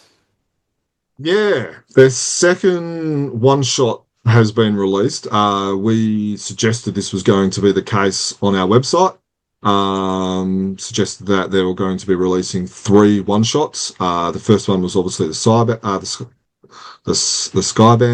The second one is the Red Dragons, which is actually the same Red Dragons as Princess Sin, which is the, what do you call it, the Team Phantom Men story, which is what the board game has been based on as well. So, looking forward to how they're going to be doing that. Yeah, it's interesting, isn't it? Because every iteration of this Red Dragon story seems to be slightly different. It was... this is Red Dragons, not Red Dragon, singular versus plural. Certainly, it was to do with the treasures of Drakon when it was the story came through with Frew and the associated game. The Red Dragon seems to be a loose sort of a title for this group of ne'er-do-wells. Now, I love the story behind the word Drakon. That is in the Swedish, obviously the Swedish stories came out first. That is the translation for the English word dragon.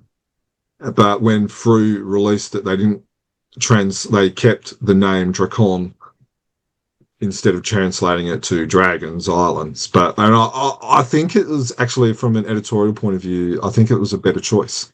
I like the word Drakon. I think it sounds better than just Dragons Island. So, cool. Yeah, it does. So I'm not sure whether that was an oversight by Jim by Dudley and the team. But let's give him the benefit of the doubt that he made a decision, and I think he made the right decision to keep it as Drakon. And I wonder if the Mad Cave team have done something like that as well. Now, we've got a couple of covers here for this new one shot. Have you got a preference for which one you like? They're 2 different types, aren't they? Got a Freddie Williams and a Alessio Zono. I don't know. To be honest, I'm not sure I like any of them. Ooh. But I'm not sure if that actually answers your question. Which one do you dislike the least? No, I think the Freddie Williams one for me is the better cover. I don't hate the Alessio Zono cover. I don't like. It's too modern for Germ, by the looks of things. Well, I don't like the stubble on the Phantom's face, the non-stripe on the jaw. I like the effect, like with the bad guys in the background, and it's kind of got that type of thing. And I like the pose. It's good to see they got the rings on right, but on that cover, I don't like the stubble and stuff like that. But then on the Freddie Williams one, I don't like the portrayal of the Phantom's mask of the Phantom. So if you took away the Phantom from it, I would probably like Freddie Williams's cover better. What about you, Jim? Steve? Freddy's. And I guess that's because I like the more traditional style of the artwork. But I do appreciate the LSO cover for what it is. But yeah, I like the more traditional look. Are you still, or Jim, do you get all of the every variation? I tried to. I'm missing a couple, but yeah, I've got probably 80%, maybe 90% of them. All right. So that's Mad Cave Studios in America. Let's go a little bit closer to home, but still overseas. Papua New Guinea. Not only are they about to have an NRL team, but they've got Phantom Comics in their newspapers again. Yes. Now, we haven't created a story on this at this stage purely because we're still trying to piece together a few things. Now, basically, from what I understand at the moment is that every Tuesday, so they release a physical newspaper and a digital newspaper. So every Tuesday they have the Phantom in their digital and physical newspaper story. So it's just once a week, a couple of from the daily strip. If you're on YouTube, I'll show you actually an example of this. However, what they do with their physical newspaper is they release a actual physical comic. Now it's it's an edited version of a Frew comic, so to speak. So far they've released Frew created stories. So there's Enter the Phantom by Matt Kime, Hero Complex by Duncan Munro, and so it's kind of like a supplement. So it's got the Frew cover. It looks like a carbon copy of a Frew comic, but instead of, say, 32 pages, it might only be 16 pages, or it might be 10 pages, or something like that. So, yes, there's Phantom Comics in Papua New Guinea again, which is pretty cool. I haven't got a hold of any of them yet, but I've got an old school friend who's got family in there, so I want to try and hunt down him and reconnect purely on the basis of trying to get some more Phantom Comics. Do you reckon? Do you reckon Frew knows? Well, that's why I'm unsure if I really want to. Like, probably. Look, I would hope to say, but I doubt they would. Yeah, it's interesting. I wonder if this is a. Well, you can buy the digital copies of. Right?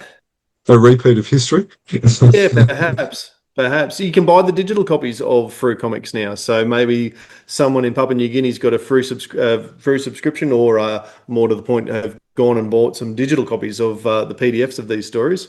That was always a risk, I suppose, when Frew released them the way that they do. Yeah. Look, yeah, I must admit, I'm not 100% sure. I'm trying to piece the pieces together.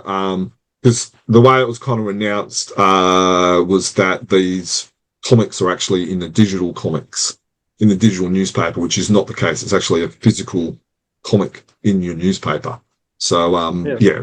So with myself and Marco have just been, trying to find some contacts, trying to, we brought a couple of digital newspapers to see if the comics in that. It's not. So, we're just getting some of our facts correct before we put up an article on the website. If we keep going around the world and new books and comics and whatever that are coming out, so Finland has a new trade paperback that is out now, and this one does actually exist, and there is an article about it as well. So, what can you tell us about the Finnish trade paperback, Jerm? So it's the third one from the release that they've kind of done. After last year they didn't release one, which was a little bit sad, but it's good to see that they've released one for the 90th anniversary. These are all classic Team Phantom Men stories. It's in black and white, created by Ulf Granberg and Jamie Valve. features the ring story, so which is the mystery in Rome, the Mask of Death, and also the ring. It's about €15, which is about 25 AUD. So look. If there's anyone out there that is interested in reviewing it, whether it's by video or whatever, please get in contact with us. We would like to be able to do that as well. Very good, very good. And keeping with trade paperbacks that are being released overseas in Brazil, Mythos Editora have released the King's Watch collection. Yeah, and it's worth making mention, this is a re-release. Again, there was some people saying that it was a new release, but back in 2016, a hardcover collection book was released. This is, from what I understand, a softcover release of the same collection. Now, I have a theory, which what it is going to be is that they're re-releasing this because obviously it's Defenders of the Earth, and then I feel like they're going to be releasing the current Defenders of the Earth by Mad Cave. And so it's kind of like let's reprint this, and then we can reprint the Mad Cave as a collection as well, because in talking to a couple of Brazilian contacts, one of the ones who got me this beautiful tight-fitting shirt that shows all my right curves and bumps in the right places. Celso made mention that Defenders of the Earth was hugely and widely popular in the 80s and 90s in Brazil, and there's a real love of Defenders of the Earth in that country, in that region. So I guess Mythos have thought, well, it's kind of like printing money, because most people will rebuy it, or, they didn't buy it 10 years ago, so we'll re-release it now. And it's now soft cover, so people are going, well, I've got the hardcover, I'm going to have to buy the soft cover now. And then maybe they'll jump into the Mythos. So it makes sense. Hopefully they do that, because the more fans out there that read and buy comics, I think is better for everyone. Any talk of, because often Mythos with their trade paperbacks will include a little, like a coin or a badge or something like that. Any talk of a supplement gift or anything that comes with the trade paperback? As part of for this one, no, but as part of their 90th birthday party that they had, where again this shirt came from, some of these little things here came from as well. They did release a couple of their old books and put it in like a tote bag, and then it had a key ring and the rings, which are old releases. Mm-hmm. And we've had a couple of these as Patreon prizes in the past. So I kind of get the feeling that maybe they're getting rid of some of their old stock first, and then maybe down the track. But they were hugely popular, but not for this one, no. But down the track, who knows? Closer to home, so Frew, and I think, well, you've only sort of notified us of this morning, Germ, so I'm not sure when this went up on Frew's website, but 9 months after Frew's issue 2000 came out, the poster of the front cover is available for sale from the Frew website. $25 for Daniel Picciotto's, an A2 version of Daniel Picciotto's cover for issue 2000. It's interesting that it's taken so long for it to be released, but because I would have thought that, it being released with the comic at Supernova would have been a no-brainer. Because I would have thought most people would have just picked it up with the comic and just, an extra $25, let's just do it. So it's interesting that it's taken them this long to do it now, like you said, 9 months. Or, maybe they could have just changed it to, 90th birthday or something like that, because Frew still haven't acknowledged the 90th birthday. But yeah, I don't mind this. I will probably buy it, even though I don't buy as many posters as I usually do. But I don't know. I try and stay away from the posters, because most of my posters are just sitting either folded up or flat packed somewhere. So, but this one I don't mind. What about you, Steve? Is there room in Casa de East for a Daniel Picciotto poster? Well, there's room. It's got to get past the gatekeeper first. And hello, and if you ever listen to this. Otherwise, we'll just end up, in one of my folios. Yeah, and I think that's it's the hard thing when you buy so much stuff. It's like with the folios, it's just like, oh, more posters. And I don't know, especially if you collect like original artwork as well. Like you kind of put up original artwork, and it's like, well, what do you prefer? Would you prefer a poster that there's 20,000 of them, or a bit of artwork, or I don't know. It's yeah. I think sometimes in everyone's collection, if you've got lots of stuff, you kind of go down that point of sometimes less is more. I can't believe you have just said that. There's a reason why I'm having to spend $250,000 on getting an extension, so all my girls can have a room and I can have 2 rooms. Well, I'll probably will get the poster, I suspect. I've got an A2 display book, which is where most of the posters are. I'm with you, Jerm. I'd rather have more unique items up on the walls than I think the only Frew posters I've got up on display would be the 4 old covers when they came out. That very first poster run they did. I think they've got, I can't quite see it from here, issues 3, 5, 7 and 8 or something. They put up as created as posters, so I've got those framed and up on the wall. And I think a couple of the others maybe are up in the kids' bedrooms because they wanted a Phantom poster, and I was happy to have somewhere to hang it. So that's Happy up to there. oblige them. The rest of them are in an A2. Hey, You're happy to oblige them. absolutely.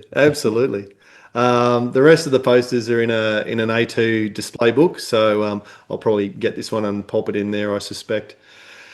Germ's just left us, and he knows a lot more, I suspect, than you or I, Steve, about either of the next 2 items. Well, before when you guys were talking about the stuff happening overseas, I went and had a look at the original art that's available to buy. So the Caesar Spadari cover that you can bid on, which is a nice looking hand drawn one there. The sale ends on Sunday the 19th of April, but I'm sure Jerm can tell us a bit more now that he's back with us. So just talking about the Caesar Spadari cover, Jerm. Yeah, it's quite nice. There's been a few of these that have kind of popped up. Yeah, so I guess it's on Heritage. Still got a couple of weeks to go. It's only currently at $135, which is pretty cheap. Oh wow! Is it on canvas? What's the?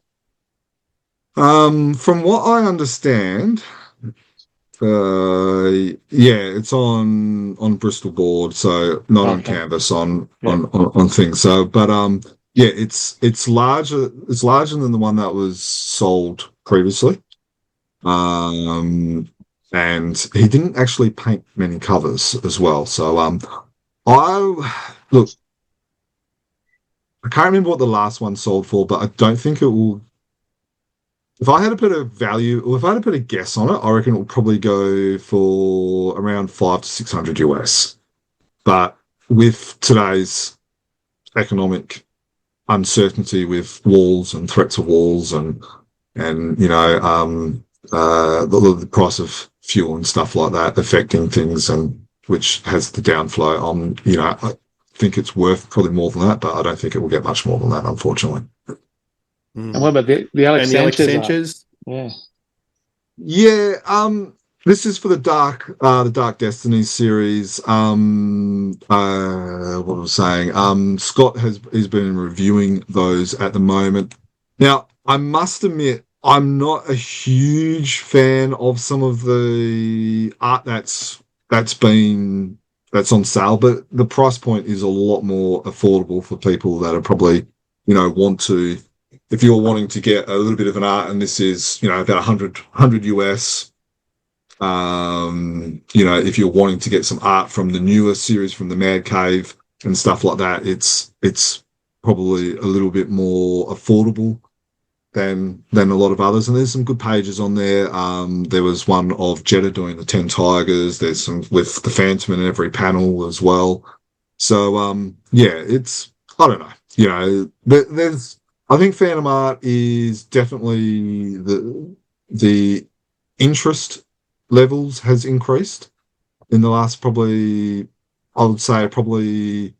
since Frew stories have been created, because there's a lot more Phantom art to purchase, especially in Australia. So they're like, oh, I'll buy some of this Phantom art. Oh, I really like this. I'll buy some more on the outwards. There's been a lot more Sibari stuff that's been made available in the last decade as well. So I think for those fans that are picking up a lot of different artwork, I think this is probably one to probably add as well. It's probably a bit more. It's a far more modern style, obviously, than the Cesar Spadari or people who might be chasing Cy Barry or Wilson McCoy type artwork. It probably and whether that is reflected in the price point, like you said, but it's a good opportunity for people who are perhaps new to collecting original art to dive into something that they're keen on. And I think also the other thing that's worth making note of is that a lot of artists don't actually do traditional means anymore as well. A lot of them are doing it on the computer as well. Like even Jeff Weigel is doing that now. Paul Mason's doing it all digitally now as well. So there's a lot of people that So I think there might be more comics being created, but not everyone does it traditionally anymore. Yeah, it's a really good point. All right, now I've kept this one to last because I think it sort of summarizes and encapsulates everything that we're talking about in terms of fandom collecting, and we've certainly had podcasts in the past of what do you do with your fandom collection as you start to shuffle off to the next stage of existence, whatever that might be for you. And what do people do in terms of your collection? Do you leave that to your family to try and sell off? Do you try and sell it off before you go and all the rest of it? One of the biggest Phantom names that maybe not everybody knows about, but certainly Robert Griffin is someone who has contributed heavily to the world of the Phantom, has given lots of information to publishers and to creators, and has been a massive collector in his own right. He's made the decision as he gets to that stage of life to actually donate his entire collection to a museum. A pretty generous sort of gift to give to, I guess, the rest of the Phantom community if you can get there to see it. So I think this is about a 5-6 hour drive from Scott, who does all our US type of stuff. So hopefully one day he can actually go out there and have a bit of a look at it, maybe do a bit of a video tour or something like that. We might even have to maybe through Robert or something like that, see if we can get him in contact with one of the curators so he can do a bit of a presentation. It might be something we might try and work on. But I think it's worth making note that Robert or Bob, whatever, his collection is probably at a higher level than probably 90% of fans out there. So while he was able to donate it, I think fans need to probably get their head around that your collection, most museums will not be interested in. Just because you've got 1,000 Frew comics, I understand that's a great achievement and well done, but that doesn't make your collection museum worthy. So I think that's like the first thing we need to make mention of, because I've in talking to a lot of fans, they're like, oh, I'll donate it to this museum and stuff like that. If you do a bit of a research on the Billy Island cartoon library in the Ohio State University, they've got I don't want to sound mean, but they've got standards, and what's in Robert's collection from a fan's perspective, but also what is other stuff that he had is of a museum quality. He had not one, but two Raymore Sundays. He had early Wilson McCoy stuff. Early Cy Barry stuff. He had Don Newton pages. He had what else was there? Sorry, he had 16 boxes of original artwork, collectibles, and memorabilia. And he also had a Tom Tyler skull ring that was worn by Tom Tyler from the 1943 Phantom serial. So these are the type of things that he had in his collection.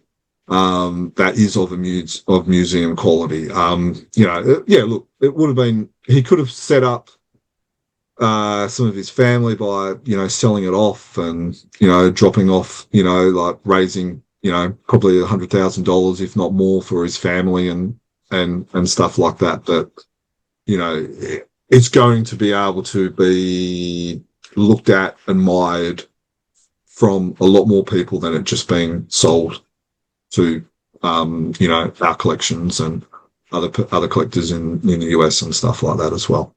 So, Jeremy, are you telling me that my little Skansen clock here is not something that a museum might want to hang it? Oh, yeah. Okay. But what about the tin sign that I picked up at a market? Surely some museum wants to hang that. Yeah, no. But look, we joke about it, but I think and this was one of the reasons why we did that podcast, where unfortunately some collectors have a bit of an inflated expectation on their collection. And I don't want to sound mean or cruel or downplay your collection, because it's the same as mine. I got a whole room full of stuff in here, and most of it's not worth squat. But it's worth something to me. I've enjoyed collecting it. I enjoy looking at it. I enjoy reading the comics. I enjoy sitting in here and drooling like a puppy dog. I enjoy going through it and going, I can't remember when all this is exciting as I've refound something that I've liked, or having someone over and going through it together. And that's why you collect, not so it can go in a museum and you can have a plaque and get an ego feed out of that. It's for your enjoyment. That's why you collect this stuff. That's why you read the comics, is for an enjoyment. And then there's a couple of people out there who have museum quality stuff or collections, but you have to find a museum that is willing to do that. And then the other thing is you have to be, if you're lucky enough for your collection to be presented in a museum, you have to be prepared that a lot of that stuff is probably going to be sitting in a sea container or in a warehouse, or it might even be sold off to be able to raise money and stuff like that. So, it's sometimes we need a bit of a rude awakening. While this is a great story, I'm here to deflate your ego and to bring you sad news. Sorry. Yeah. Well, certainly not a lot of collectors are of the standing of Bob Griffin, as you said. So, it's a magnificent gesture that he's made. And as I said, if I'm ever in a position, the idea of me being in Columbus, Ohio, is probably pretty far-fetched at the moment. If I ever get there, I would love to walk around and have a look at the collection. But good on him for doing it. And we've all got to keep striving to make sure that our collections get to that point. You're right, though. Unlikely.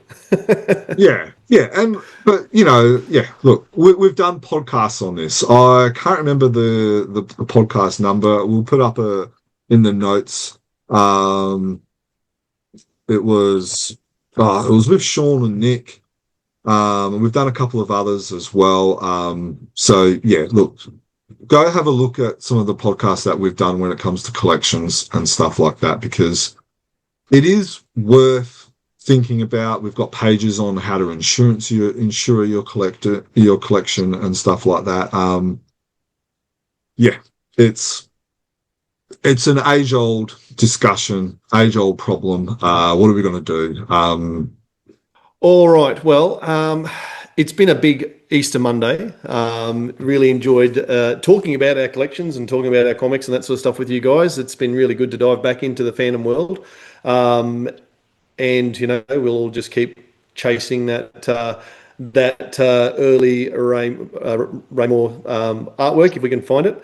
But in the meantime, thanks everyone who has tuned in today to listen or watch us on the YouTube channel. Our website, as always, we've referred to it a number of times here, is chroniclechamber.com. You can get more information about all of the news items we've talked about there, any of the reviews, certainly of the Mad Cave stuff. And as we said earlier, if you can possibly help out with a review from your home country, if you're listening from Brazil or Sweden or wherever that might be, then if we haven't touched on your comics, it's because we need your help. So get in touch that way. If you want to contribute or comment on any of the things that we've said, if you argue with us vociferously and you would like to get your point out, go and comment on the pod about how good your collection is and why Germ's wrong. Your collection belongs in a museum. Show us the things that put it in that bracket. And you can do that on any of our social media platforms, or of course in the comments under the YouTube channel as well. Happy fandoming, and that podcast was episode 319. All good from me. Happy fandoming, one and all. Absolutely. Happy fandoming, everybody. Enjoy the rest of your day.